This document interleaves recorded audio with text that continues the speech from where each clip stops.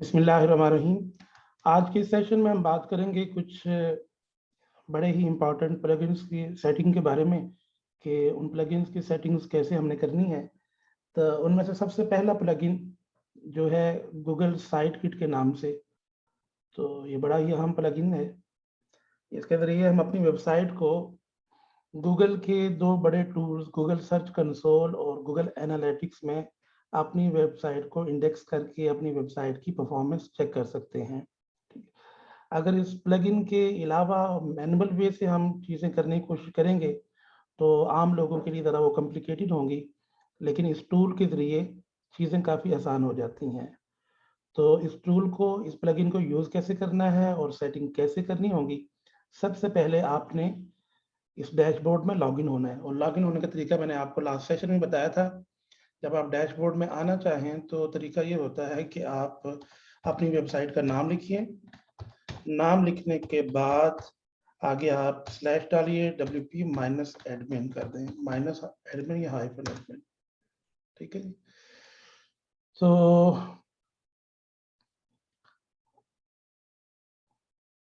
तो user name और password लगाने के बाद आप इस तरह के डैशबोर्ड में आ जाएंगे।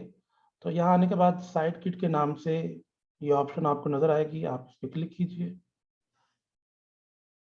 और क्लिक करने के बाद फिर आपसे कहा जाएगा कि आप अपनी जीमेल के ज़रिए इसमें लॉगिन हो जाइए। तो जो भी जीमेल आईडी आपके पास है, जो आप कनेक्ट करना चाहते हैं गूगल के इन अकाउंट्स के साथ, तो उनके साथ आपको लॉगिन होना होगा। तो साइन इन विद गूगल करते हैं और उसके बाद अगर आप ऑलरेडी गूगल में लॉगिन होंगे तो इस तरह का इंटरफेस आ जाएगा, और अगर आप लॉगिन नहीं होंगे तो फिर आपसे कहा जाएगा कि आप अपनी ईमेल और अपना पासवर्ड डालिए। क्योंकि मैं ऑलरेडी गूगल में लॉगिन था तो इस तरह का इंटरफेस मुझे मिल रहा है। क्लिक कीजिए। क्लिक करने के बाद कंटिन्यू पे आइए।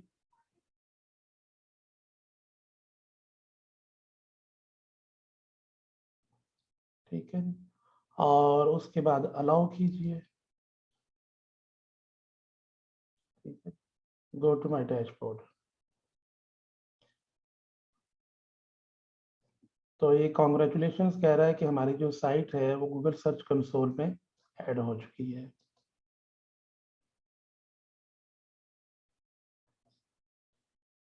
तो वेबसाइट की परफॉर्मेंस को जानने के लिए गूगल के 2 बड़े अहम टूल्स हैं, एक गूगल सर्च कंसोल है और दूसरे गूगल एनालिटिक्स हैं। तो सर्च कंसोल में आप देख सकते हैं यहाँ पे ग्रीन साइन आ गया है, टिक का निशान आ गया है, तो इसका मतलब ये कि हमारी वेबसाइट यहाँ पे वो इंडेक्स हो चुकी है। अब एनालिटिक्स में जाके हमने अपनी वेबसाइट को इंडेक्स करना है, तो यहाँ पे क्लिक करेंगे।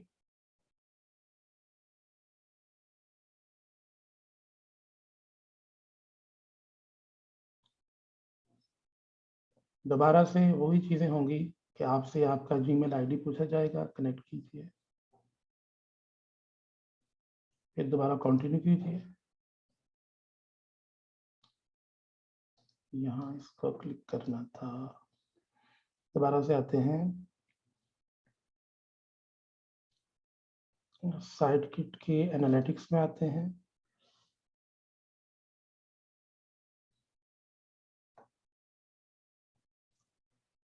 प्रोसीड।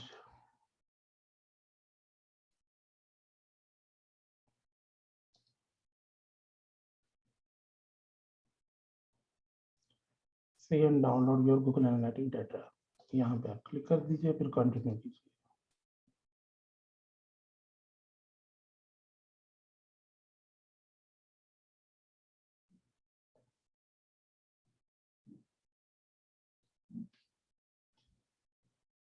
तो इन चीज़ों को ऐसे ही रहने दीजिए और क्रिएट अकाउंट पे कीजिए।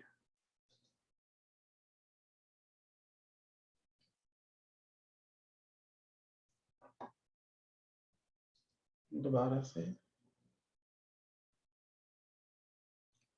इन ऑप्शंस को आप क्लिक कीजिए और फिर कंटिन्यू कीजिए।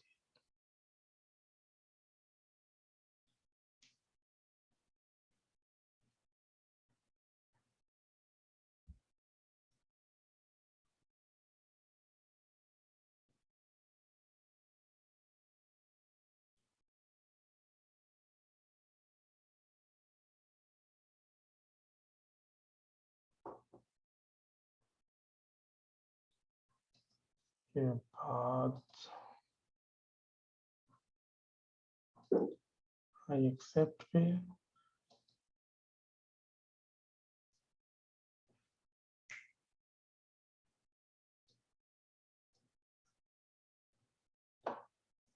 आई एक्सेप्ट पे जाने के बाद यहाँ देखते हैं कौन सी ऑप्शन क्लिक होने से रह गई है। सबको स्क्रॉल डाउन, इसको भी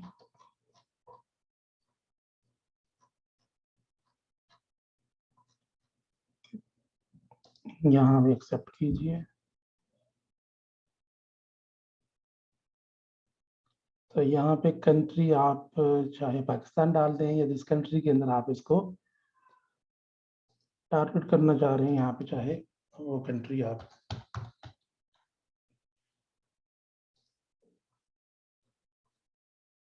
आई एक्सेप्ट कीजिए। Go to my dashboard. तो हमारी वेबसाइट इन दो बड़ी ही अहम वेबसाइट पर इंडेक्स हो चुकी है, सर्च कंसोल में भी और गूगल एनालिटिक्स में भी।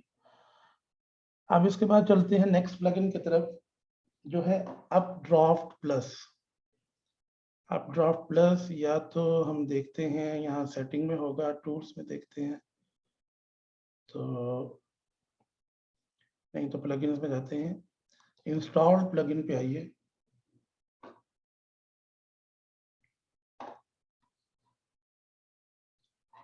और यहाँ से चेक करते हैं क्या ये प्लगइन हमारे यहाँ इंस्टॉल हो चुका है कि अभी नहीं हुआ।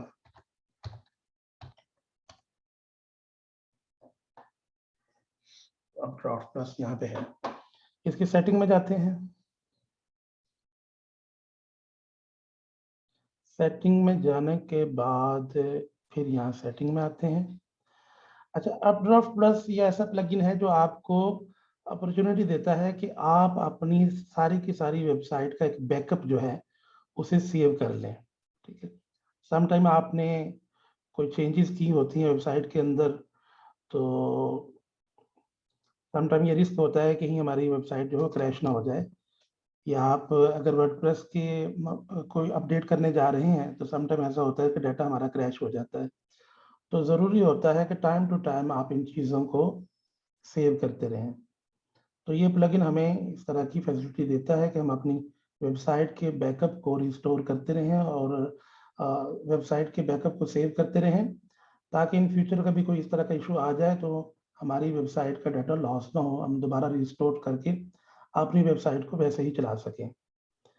तो इसकी कुछ सेटिंग यूँ होंगी कि आपने यहाँ पे गूगल ड्राइव को क्लिक करना है।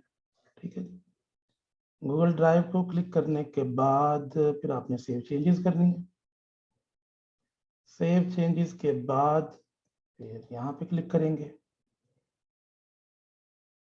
और फिर आपसे आईडी मांगी जाएगी, आप क्लिक कीजिए और अलाउ कीजिए। Complete setup.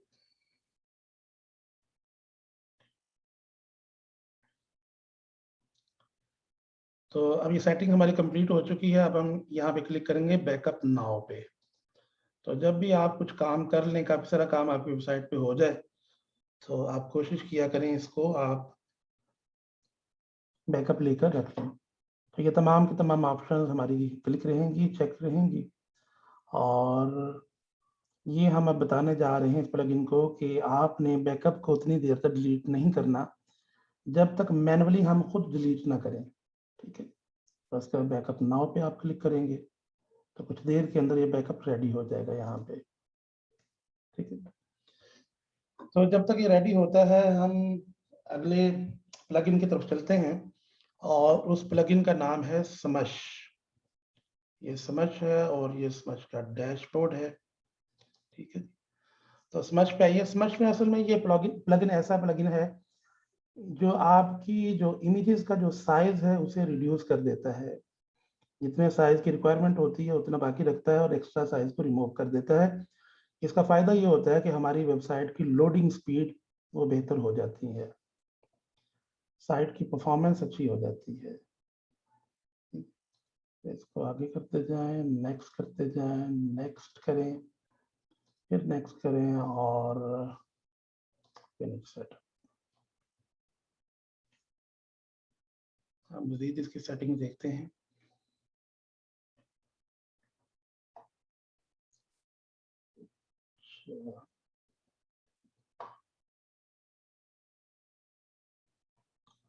तो इमेज साइज इज ऑल हमें चाहिए, ऑटोमेटिकली कंप्रेस हो, ठीक है जी।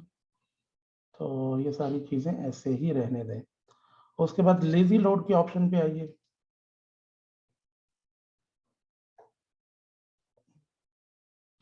लेजी लोड की ऑप्शन वो एक्टिव है, ठीक है। अब यहाँ पे आपको बताना ये है, लेजी लोड के ऑप्शन इसमें ये वो ऑप्शन होती है कि जब आपकी इमेज इंटरनेट का कनेक्शन स्लो होने की वजह से देर से लोड होती है ना, तो जब तक वो लोड नहीं होंगी तो ये जो प्लगइन है आपकी पिक्चर की जगह पे कुछ चीज़ें वो रिप्लेस कर देगा। अब वो क्या होनी चाहिए, फेड इन भी हो सकता है, स्पिनर भी हो सकता है। स्पिनर पे आइए, कौन सा स्पिनर आपको बेहतर लगता है वो सिलेक्ट कीजिए कि जब तक मेरी इमेज लोड ना हो तो कौन सा स्पिनर वो चलना चाहिए। तो हम इसे क्लिक कर देते हैं और उसके बाद हमने आके करनी है सेव चेंजेस। तो इस प्लगइन का भी इतना ही काम था। इसके बाद चौथा और बड़ा अहम प्लगइन जिसे योस्ट कहा जाता है और बड़ी बड़ी कंपनीज जिसको अपने वेबसाइट की ऑन पेज ऑप्टिमाइजेशन के लिए यूज करती हैं, तो इसकी सेटिंग को हम देखेंगे और इसकी सेटिंग में कौन कौन सी चीजें जिनका हमने ख्याल रखना है उन पे डिस्कस करते हैं। तो सबसे पहले आप एसईओ पे आएंगे, जनरल पे आइए। ये प्लगइन हमने पिछले सेशन के अंदर सारे के सारे इंस्टॉल कर लिए थे, तो आपके पास भी ऐसे ही विजिबल होंगे। तो यहाँ से यहाँ आने के बाद सबसे पहले आपने यहाँ कॉन्फ़िगरेशन विज़ार्ड पे आना है। आप क्लिक कीजिए, कुछ सेटिंग यहाँ पे करने वाली हैं वो करके चलते हैं। अच्छा जी, फर्स्ट ऑप्शन ये है कि आपकी साइट वो लाइव है और रेडी है, और सेकंड ऑप्शन ये है कि अभी अंडर कंस्ट्रक्शन है। हमारे सीन के अंदर अभी है तो वो अंडर कंस्ट्रक्शन ही है, लेकिन अगर आप उसको कर देंगे कि अभी रेडी नहीं है, अंडर कंस्ट्रक्शन है, तो फिर बाद में आपको चेंजेस करने में थोड़ी प्रॉब्लम होगी। जो लोग तो समझते हैं वर्डप्रेस को वो तो इसकी सेटिंग में जाएंगे और रीडिंग में जाएंगे और वहाँ पे जाके जो ऑप्शन है उसको अनचेक कर लेंगे, लेकिन जिनको पता नहीं उनके लिए मसला होगा। तो इसलिए स्टार्ट में ही अभी आप इसको फर्स्ट ऑप्शन को आप क्लिक कर दीजिए। नेक्स्ट पे आइए। नेक्स्ट में आने के बाद आपकी जो वेबसाइट है किस तरह की वेबसाइट है। हमारी वेबसाइट ब्लॉग भी होगा इसके अंदर और हमने इसको कुछ लुक देनी है ऑनलाइन शॉप वाली, तो इसलिए आप ऑनलाइन शॉप पे क्लिक कीजिए। नेक्स्ट पे आइए। नेक्स्ट में आने के बाद यहाँ पर आपने बताना है कि आपकी जो वेबसाइट है ये एक ऑर्गेनाइजेशन की वेबसाइट है या इसका ओनर एक पर्सन है। आप एक पर्सन है, पर्सन को क्लिक कीजिए और एडमिन को क्लिक कीजिए और नेक्स्ट कीजिए। और भी ये सारी ऑप्शन ऐसे ही रहने दें और इसके बाद आप नेक्स्ट पे चले जाइए। ठीक है, तो कह रहे मल्टीपल ऑथर्स होंगे इसके, तो नहीं है कि आप अकेले ही इसके ऑथर होंगे, तो नेक्स्ट कीजिए। अब यहाँ पे आपने अपनी वेबसाइट के लिए जो सेपरेटर है वो आपने सेलेक्ट करना है, कौन सा सेपरेटर आपको टाइटल लिखते हुए चाहिए। ये सारी चीज़ें बाद में चेंज भी हो जाएंगी, तो अभी वक्ती तौर पे आप चाहे फर्स्ट वाले को कर लें, सेकंड को कर लें या थर्ड को कर लें। अभी हम थर्ड वाले को करते हैं और आगे चलते हैं। ठीक है जी, और उसके बाद इसको ऐसे ही रहने दीजिए, नेक्स्ट पे जाइए और फिर स्क्रॉल डाउन कीजिए, नेक्स्ट पे जाइए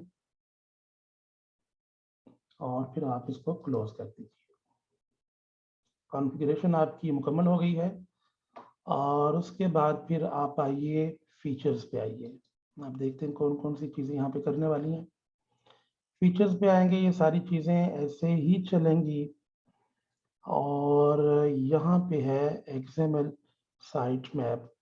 इस पे हम दोबारा वापस से आते हैं अपनी वेबसाइट के साइट मैप को अपनी वेबसाइट के अंदर गूगल सर्च कंसोल में हमने इंडेक्स कैसे करना है उसकी सेटिंग देखेंगे, लेकिन पहले बाकी चीज़ों को देख के चलते हैं। तो ये ऐसे ही रहने दीजिए। इंटीग्रेशन पे आइए, इसको भी ऐसे रहने दें। वेबमास्टर टूल पे आइए, तो यहाँ पे जो गूगल वेरिफिकेशन कोड वगैरह जो गूगल सर्च कंसोल में अपनी वेबसाइट को ओनरशिप को वेरीफाई करने के लिए चीज़ें होती हैं जो ऑलरेडी हम साइट किट के अंदर कर चुके हैं, लिहाजा इसकी भी यहाँ पे अभी ज़रूरत नहीं है। ठीक, सर्च अपीयरेंस पे आइए। सर्च अपीयरेंस में आने के बाद कुछ सेटिंग्स हैं जो आपको बड़े ध्यान से करनी है और बड़ी अहम ये सेटिंग्स हैं, ये वैसे ही चलेंगी। तो होम पेज की सेटिंग आपको कैसी चाहिए, आप एडिट पे आइए। एडिट में आने के बाद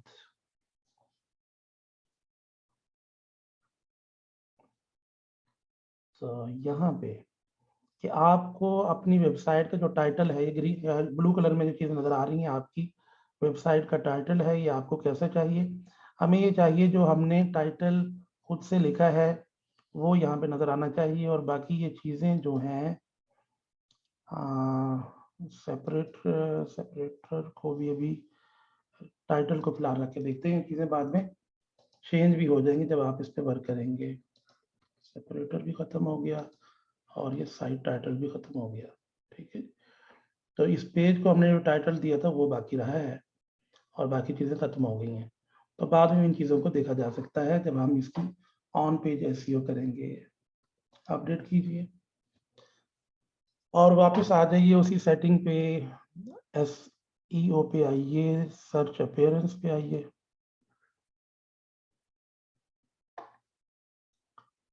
सर्च अपीयरेंस में आने के बाद ये सारी चीज़ें फिर वैसे ही हैं।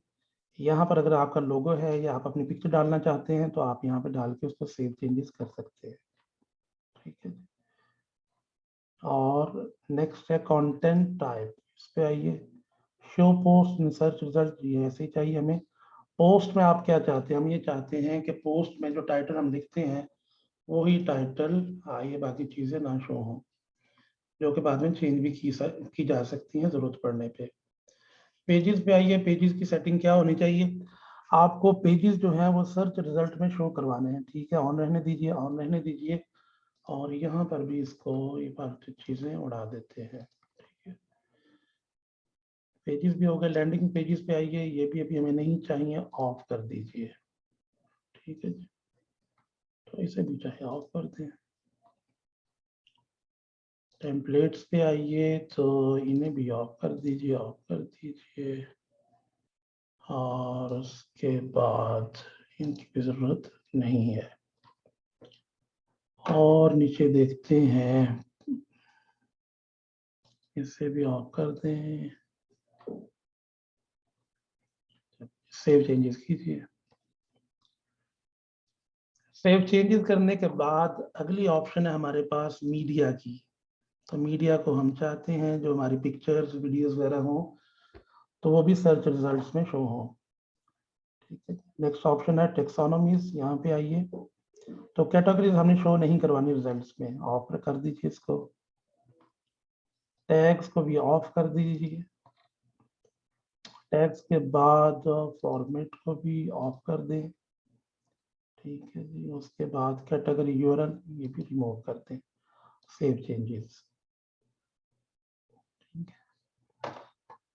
सेव चेंजेस हो गई, उसके बाद आर्काइव्स आएंगी तो इन्हें भी ऑफ रहने दीजिए।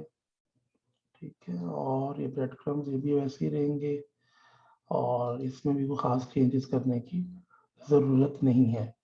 अब बारी आ जाती है साइट मैप को हमने सर्च कंसोल में कैसे इंडेक्स करवाना है। जनरल पे आइए। जनरल में आने के बाद फीचर्स पे आइए। फीचर में आने के बाद हमने आना है एग्जामिनर साइट मैप पे क्लिक कीजिए।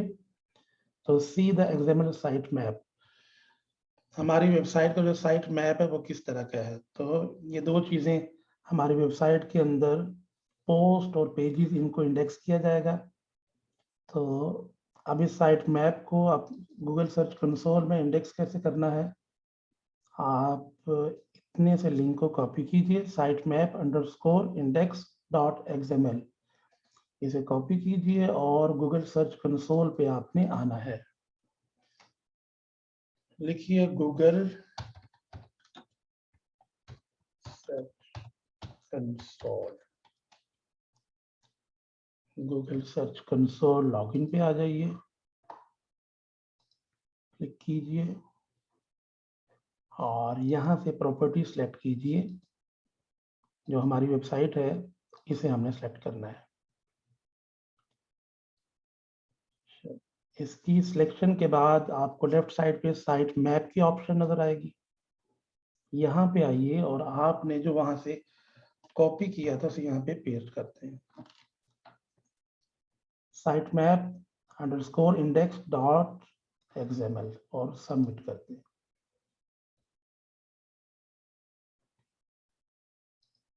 तो that's it.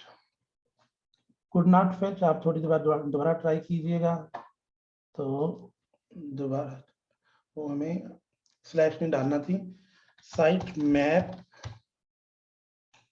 Underscore index dot XML। ठीक है, पहले एक स्लैश हमने एक्स्ट्रा डाल दी थी। सबमिट पर क्लिक करते हैं।